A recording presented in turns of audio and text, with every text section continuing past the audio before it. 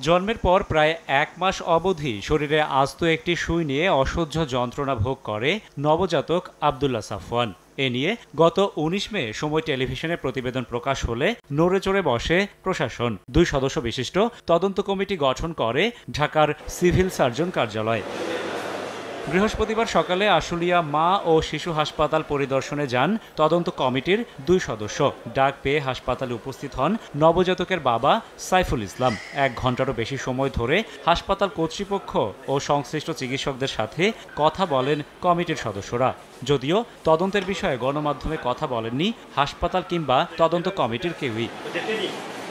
পরে আশুলিয়ার দেওয়ান মার্কেট এলাকায় ভুক্তভোগী পরিবারটির বাড়িতে যান তদন্ত কমিটির সদস্যরা। খোঁজ নেন শিশুটির শারীরিক অবস্থার। ন্যায় বিচারের দাবি জানিয়ে ভুক্তভোগী পরিবারটির প্রত্যাশা আর কারো সন্তানের সাথে যেন এমন ঘটনা না ঘটে। বাচ্চা রাখছি এই জায়গায়, আমি তো আর এখন পর্যন্ত ওই বাচ্চা কোনো জায়গায় ছাড়িনি, আর কোনো জায়গায় ভর্তিও রাখিনি, ঠিক আছে।